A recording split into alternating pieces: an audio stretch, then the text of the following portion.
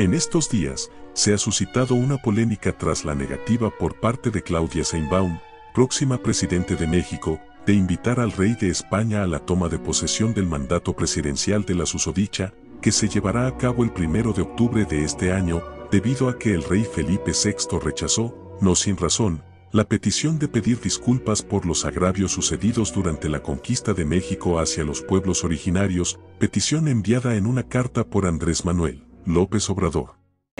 Y lo traigo a colación precisamente por la carta que publiqué el día de hoy en mis redes sociales. Cuando se niega la corona española, no solamente al perdón que engrandece a los pueblos, no los avergüenza, sino que los engrandece. Y además no hay una respuesta oficial al presidente de la República, no solamente a Andrés Manuel López Obrador, sino al presidente de la República, representante del pueblo de México, de la nación, del Estado mexicano. Pues evidentemente no solamente es un agravio al presidente, al hombre, sino al pueblo de México. Y por eso es muy importante que sigamos con esto que nos deja el presidente y que el pueblo de México tiene ya en su corazón.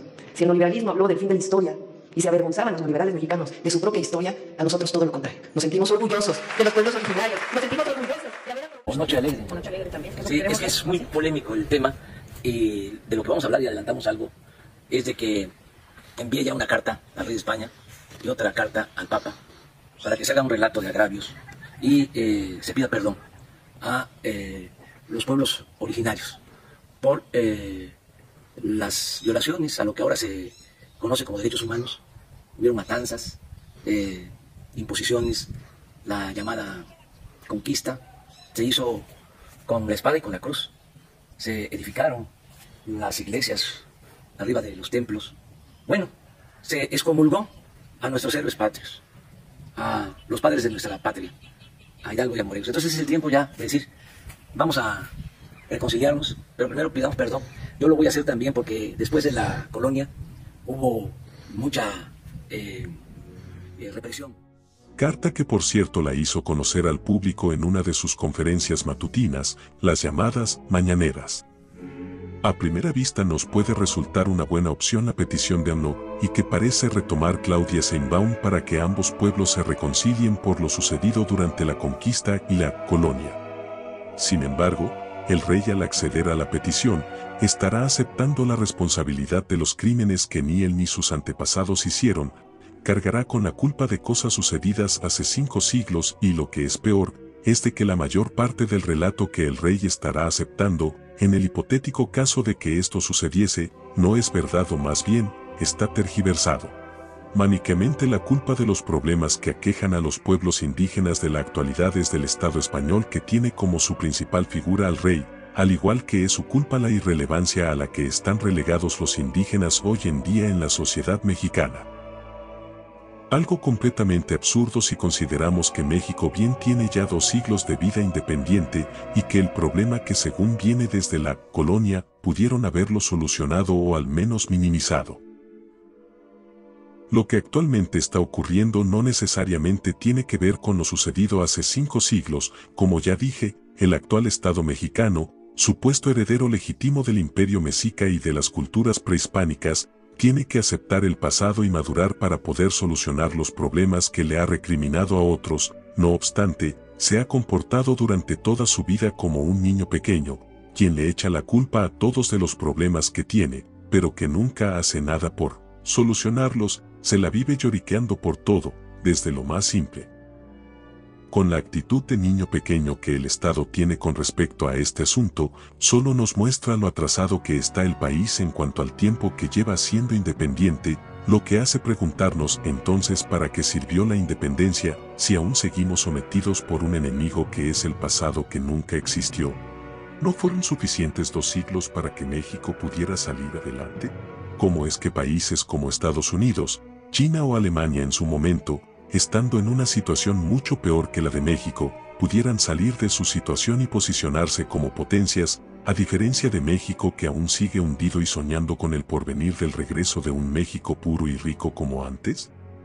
Si México lo tenía todo para convertirse en la futura potencia, como Humboldt decía acerca del futuro de Nueva España, ¿por qué hoy no lo es y está subordinada a su relato y al país del norte? Un eco se escucha a lo lejos, parece la voz del Estado, diciéndonos que la culpa es de los otros y no nuestra.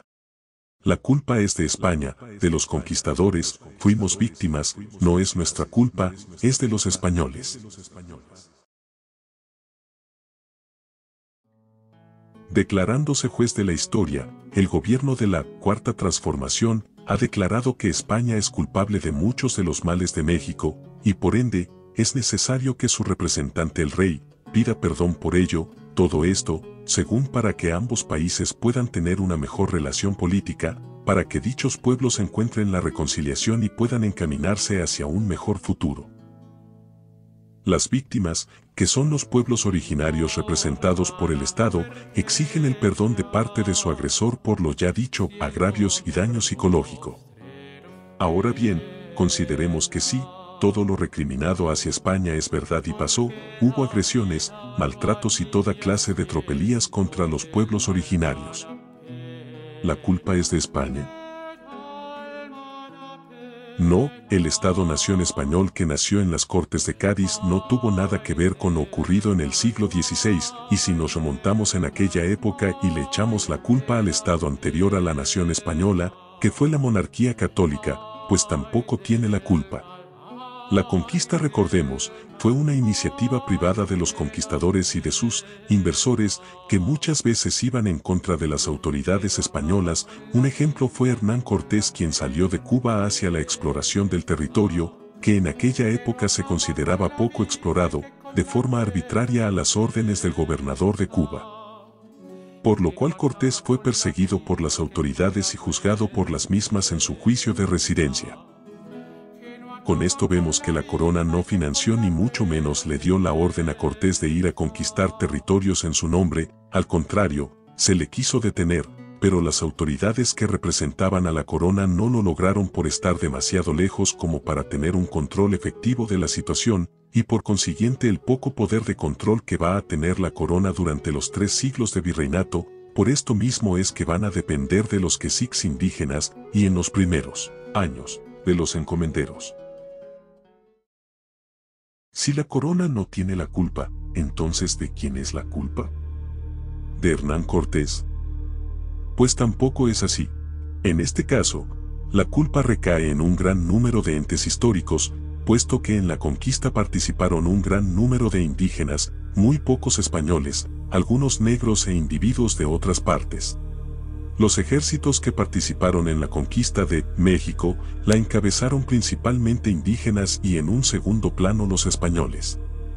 Al llegar al territorio que actualmente comprende el centro de México, la guerra entre pueblos era el pan de cada día, no era el infierno como algunos quieren hacerlo ver, pero tampoco el cielo como otros muchos quieren hacerlo ver. La guerra siempre ha sido una constante en la historia de la humanidad y los pueblos indígenas no fueron la excepción. En este territorio del centro del actual México se encontraba un poder que había dominado parte de Mesoamérica, pero por su papel como pueblo conquistador se había ganado muchos enemigos y estaba enfrentado con otros rivales, incluso con sus propios aliados. Ese poder fue el Imperio Mexica o Escantlatoloyan.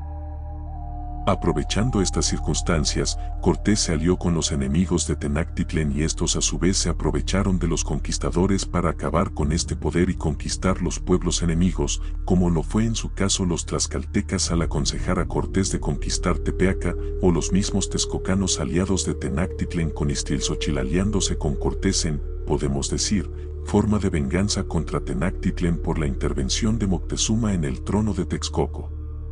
Seguiría hablando de esto, pero al ser un tema extenso el de la conquista, mejor lo dejo para un vídeo aparte y mejor pasemos al punto al que quiero llegar.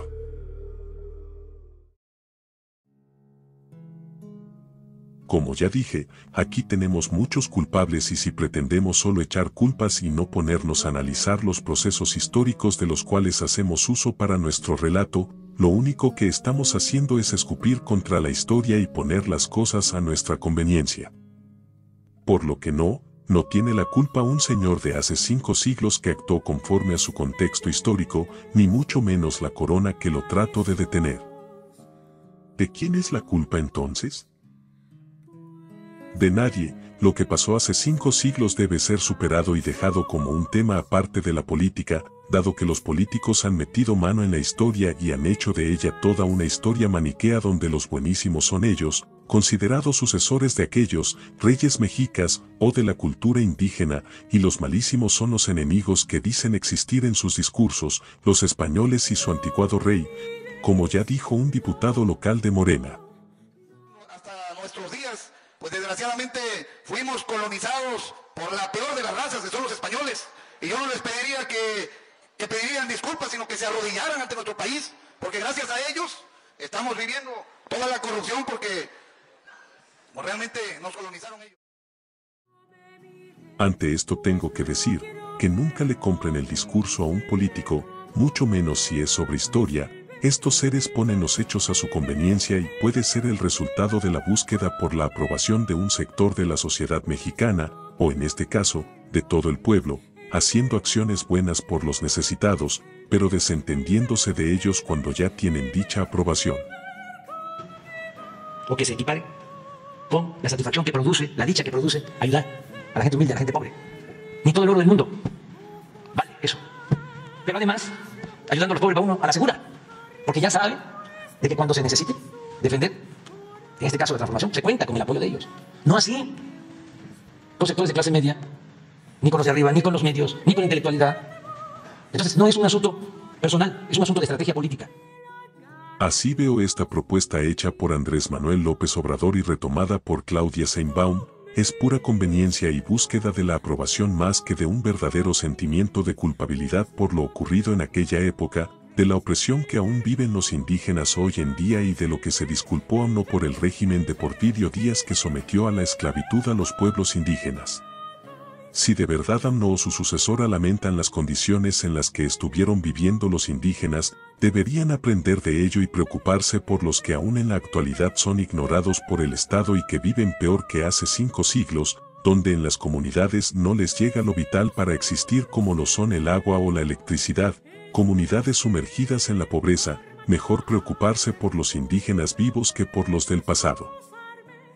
Pero esto no ocurrirá, porque lo que le ha interesado siempre a los políticos es la aprobación de la gente, dispuesto a obtenerla a costa de lo que sea, recurriendo al sentimentalismo o a la moralidad más que a la razón. Por ello también que los más ignorantes son los que le aplauden la gracia a estos políticos, no porque tengan razón, sino porque les tocan el corazón. Si a México no le han bastado 2 siglos para dejar de lado su trauma y prosperar como las grandes potencias, ¿cuánto tiempo más necesitará para hacerlo? ¿Existirá aun cuando esto ocurra, o acabará destruido por sí mismos o por sus supuestos enemigos?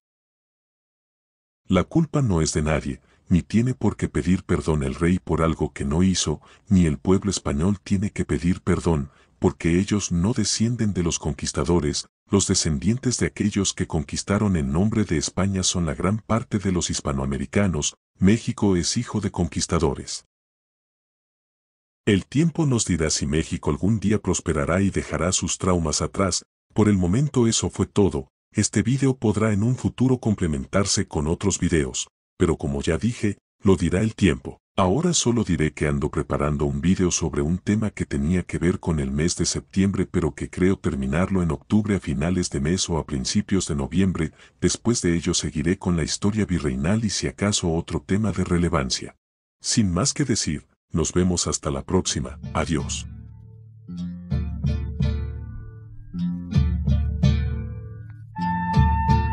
Ya se enciende la luz en América, sus rayos dorados jamás tocarán. Todo un sueño de loca conquistas, tus dioses paganos allí quedarán. Cuánta angustia guardó tu silencio en la noche más triste de llanto y dolor, y en un árbol quedaron tus sueños, oh noble, valiente, gran conquistador. Suenan los cascos de bronce, ya viene el conquistador. Tiembla la América entera, pídele ayuda al Señor. Brilla el oro de tu tierra, veta de sangre y dolor. Lloran tus dioses de piedra, tu sangre india regó. Era gobernador del Distrito Federal en México. Está la cosa cosa empezó rara porque nos citó a las 6:30 de la mañana.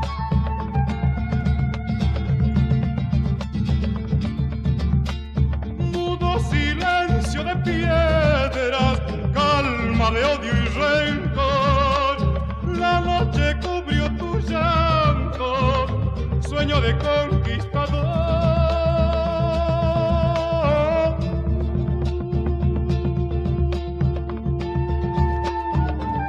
Y se despachó, nada más sentarnos, nos dijo: odio a los españoles y odio a España. Nunca viajaré.